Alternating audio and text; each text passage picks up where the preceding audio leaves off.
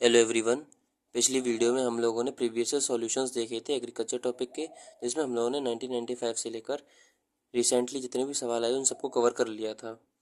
उसमें हमारे 3-4 सवाल बचे थे। उन सवालों को मैंने आपसे ये बोला था कि उन सवालों का सॉल्यूशन हम लोग तब देखेंगे जब हम लोग इकोनॉमिक्स का सेक्शन कवर करेंगे।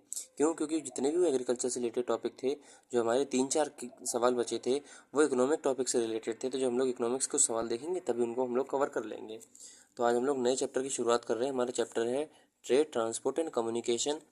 31 सालों के सवाल देखेंगे हम लोग, और इसमें हम लोग यूपीएससी सिविल सर्विसेज के साथ साथ सीएपीएफ, असिस्टेंट कमांडेंट या फिर एनडीए, कंबाइंड जियो साइंटिस्ट, इन सभी के क्वेश्चंस को देखेंगे। क्यों? क्योंकि दो तीन बातें हैं। पहली बात तो ये है कि ट्रेड, ट्रांसपोर्ट, कम्युनिकेशन से यूपीएससी सिविल सर्विसेज में बहुत कम सवाल पूछे गए हैं। रफली 8-9 सवाल पूछे गए हैं 31 सालों में। तो आप लोग इसका रेशियो लगा लो कितने सवाल आए हैं। दूसरी बात ये, जब 8-9 सवाल से आप इस चैप्टर से ज़्यादा चीज़ें इंटरप्रिटेट नहीं कर पाओगे कि हमसे इस चैप्टर में कैसे क्वेश्चन पूछ सकते हैं, तो जब हम लोग ज़्यादा इंटरप्रेट नहीं कर पाएंगे 8-10 सवालों में, तो हम लोग क्या करेंगे, दूसरे एग्जाम भी जो यूपीएससी द्वारा कंडक्ट हुए उनके सवालों को देखेंगे।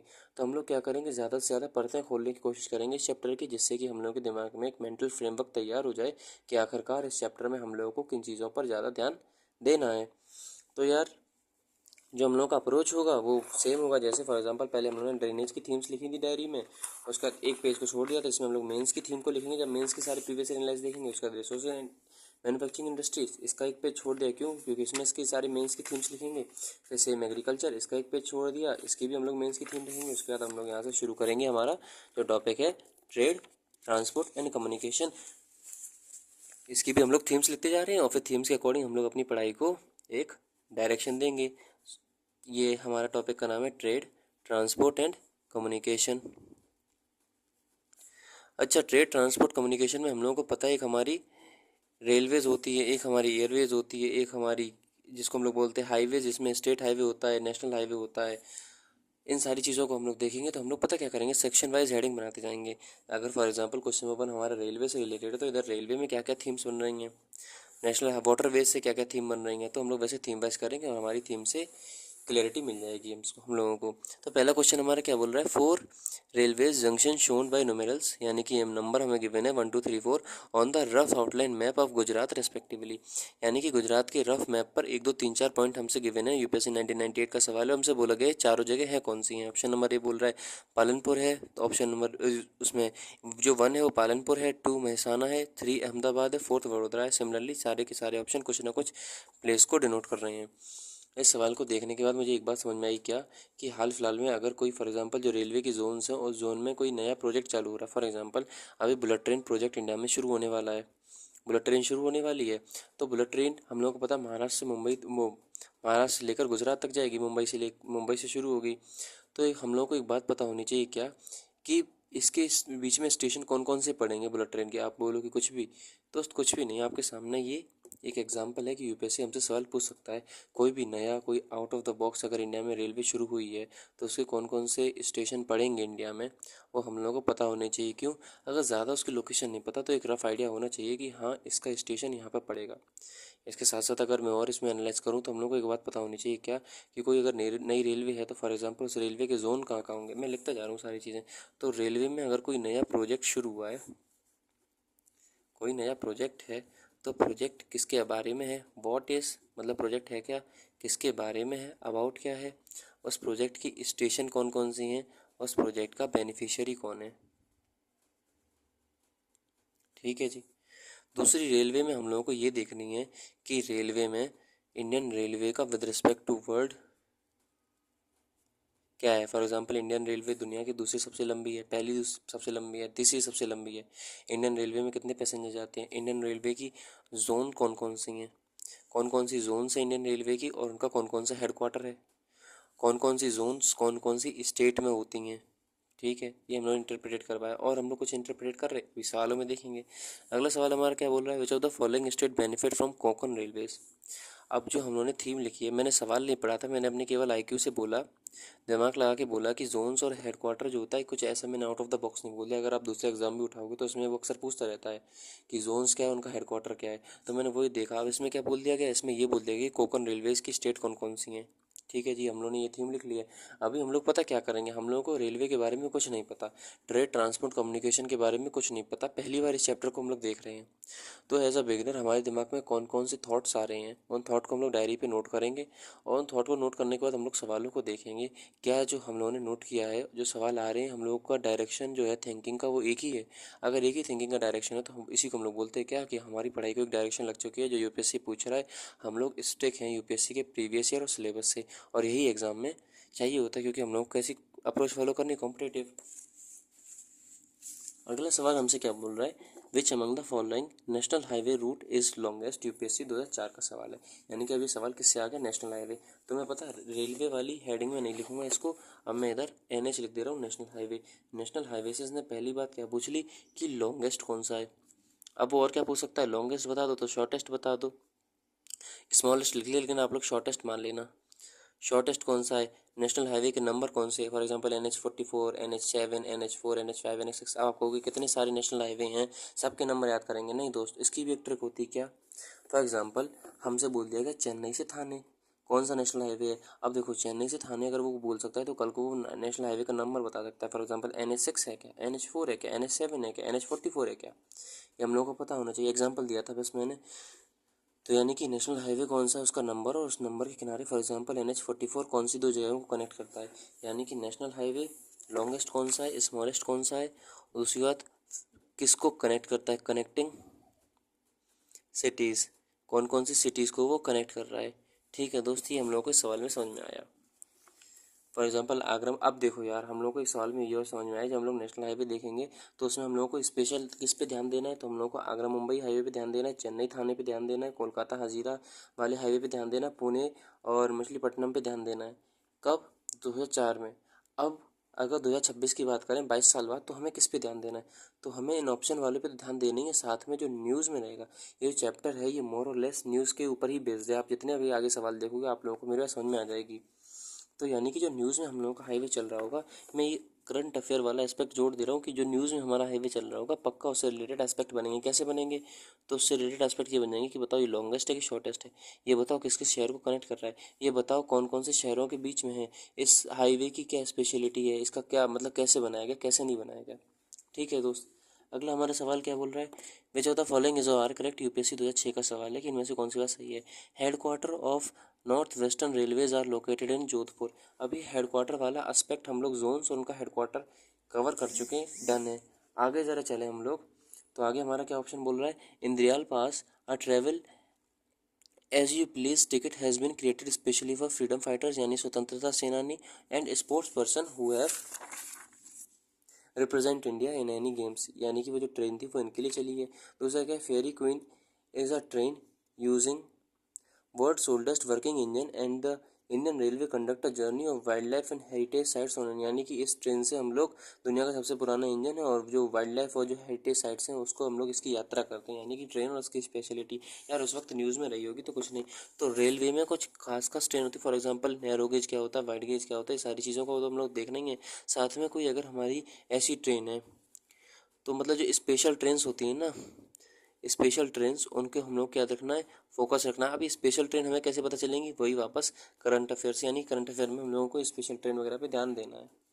अगला सवाल हमारा क्या बोल रहा है, still well road built in 1940 which was recently in news connected. अब देखो मैं इसलिए बार बार करंट अफेयर बोल रहा था कि ये जो स्टिल वेल रोड है ये स्टिल वेल स्टिल वेड रोड जो है ये 1940s में बनी थी। 2007 में सवाल पूछ लिया गया था, क्यों, क्योंकि 2007 में या 6 में ये न्यूज़ में थी।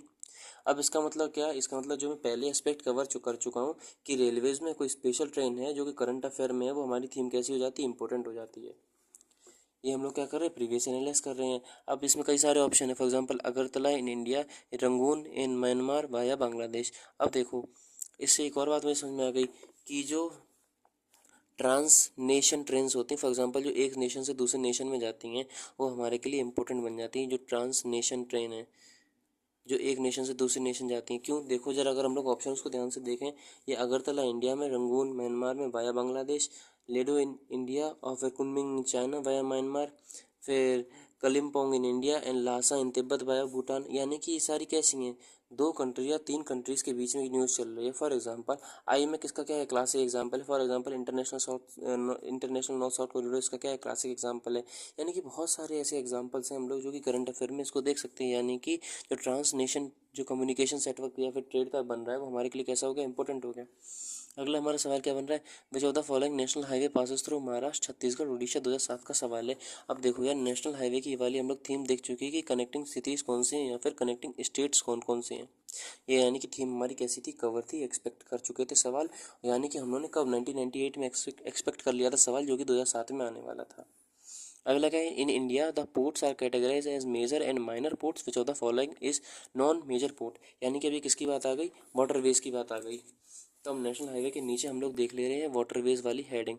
वाटरवेज वाली हम लोगों ने हेडिंग डाल दी, जिसमें हम लोग से क्या बोल दिया गया, इसमें सवाल हमसे बोल रहा है कि मेजर और नॉन मेजर पोर्ट कौन कौन से होते हैं। मेजर नॉन मेजर पोर्ट कौन कौन से होते हैं, यानी कि मेजर नॉन मेजर पोर्ट। अब देखो यार, मैं बिगनर हूँ, आज मैंने यूपीएससी की तैयारी शुरू करी, लेकिन मुझे वाटरवेज में कम से कम इतना तो पता है कि अगर वाटरवेज की बात हो रही तो कुछ नेशनल वाटरवेज होते हैं।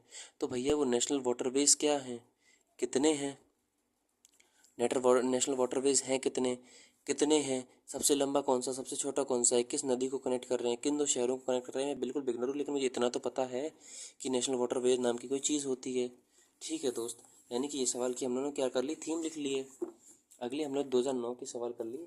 आगे हम लोग ज़रा चलें तो 2014 का सवाल है ये, नेशनल हाईवेज कनेक्टिंग सिटीज़। अब देखो NH4 NH6 NH15। NH4 क्या चेन्नई हैदराबाद को कनेक्ट करता है, क्या ये मुंबई कोलकाता को कनेक्ट करता है, क्या ये अहमदाबाद जोधपुर को कनेक्ट करता है, कौन सा इसमें से ऑप्शन जो है वो करेक्टली मैच है। अब ज़रा हम लोग नेशनल हाईवे में आए, कनेक्टिंग सिटीज़ को हम लोगों ने लिख नहीं रखा है क्या, कौन सा नेशनल हाईवे किस सिटी को कनेक्ट कर रहा है। 2014 का सवाल कायदे हम लोग कैसा कर चुके हैं, इंटरप्रेटेड कर चुके हैं। अब हम लोग को एक और बात पता चल गई क्या, कि ये जो ऑप्शन है कल को हम लोगों ने एग्रीकल्चर वाले टॉपिक में भी देखा था क्या, कि आज का ऑप्शन कल का सवाल होगा। तो हम लोग ज़रा ये important national highway for example NH6 NH4 NH15 हम लोगों को इंपॉर्टेंट है, हम लोगों को ध्यान रखना है। ठीक है, देखिए भले ही 2014 का है, लेकिन कोई बात नहीं, करंट अफेयर से हम लोग उसको जोड़ लेंगे, वो टेंशन नहीं। जब हम लोग उसके सॉल्यूशन देखेंगे ना, आप लोगों का दिल गार्डन गार्डन हो जाएगा, बस देखते रहो। अगला सवाल हमारा क्या बोल रहा है, how many given below statement are correct. East west corridor under golden quadrilateral project connect Dibrugarh and Surat.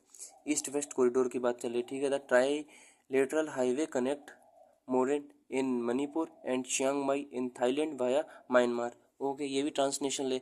Bangladesh China India Myanmar economic corridor connects Varanasi in UP and Kunming in China. UPSC 2023 का सवाल है।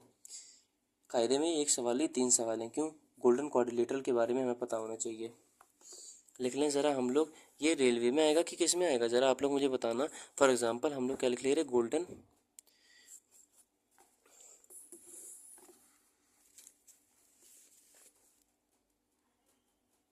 गोल्डन क्वाड्रिलेटरल क्या होता है। हम लोगों को ये पता होना चाहिए कि नॉर्थ से नॉर्थ से साउथ हमारा जो हमारा गोल्डन क्वाड्रिलेटरल है, या फिर जो नॉर्थ से साउथ तक का जो हमारा हाईवे है, या फिर जो ईस्ट टू वेस्ट हमारा हाईवे, ये क्या है, कहाँ कौन कौन सी स्टेट से होकर जाता है, ये हम लोग को पता होना चाहिए। दूसरा बात ये, जो ट्रांस नेशन प्रोजेक्ट है उनके बारे में हम लोगों को पता होना चाहिए।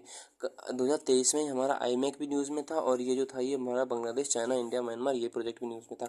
अब हाल फिलहाल में क्या न्यूज़ है, तो अगर हाल फिलहाल में हम लोग देखें तो हम लोगों को पता है कि जब से हम लोगों का स्ट्रेट ऑफ हॉर्मुज का ब्लॉकेड हुआ है, तब से international north south transport corridor हो गया, या फिर IMEC हो गया, ये सारे कैसे हो गए, इंपॉर्टेंट हो गए। हम लोग को पता है कि जो हमारा हॉर्मुज इसका स्टेट है, स्टेट ऑफ हॉर्मुज है, वहाँ से हम लोगों का LPG या फिर LNG का सप्लाई होता है। हाँ, तो हम लोग को एक बात पता होनी चाहिए क्या, कि नेशनल वाटरवेज के हिसाब से इंपॉर्टेंट बन जाता है।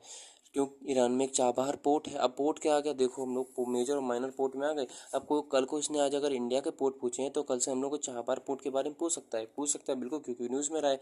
हम लोग देख चुके हैं कि इस चैप्टर में सबसे इंपॉर्टेंट फैक्ट क्या है, हमारा जो हमारा न्यूज़ है, न्यूज़ जो है, करंट अफेयर जो है, वही इस चैप्टर की सबसे इंपॉर्टेंट चीज़ है।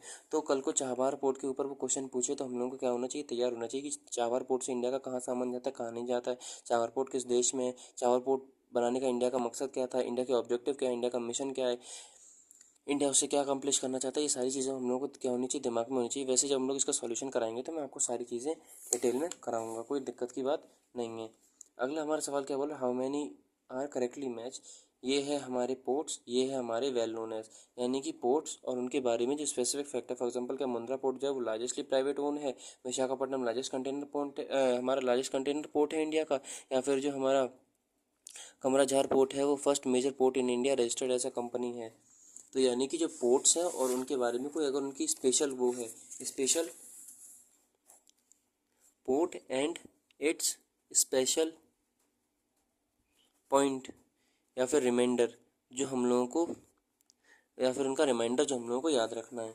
ठीक है, बस इतने ही सवाल आए थे हमारे यूपीएससी सिविल सर्विसेज में 2023 तक के। उन्होंने सारे सवाल देख लिए सिविल सर्विसेज के सारे, हम लोगों ने इस चैप्टर में एनालाइज देख लिए हैं। अब देखो यार, हम लोगों ने कितने सवाल देखे हैं, हम लोगों ने देख लिए सवाल 10 सवाल से हम लोग ज़्यादा चीज़ें इंटरप्रिटेट नहीं कर पाते, लेकिन फिर भी जितनी इंटरप्रिटेट करी उतनी हम लोगों ने कागज़ पे लिख ली हैं।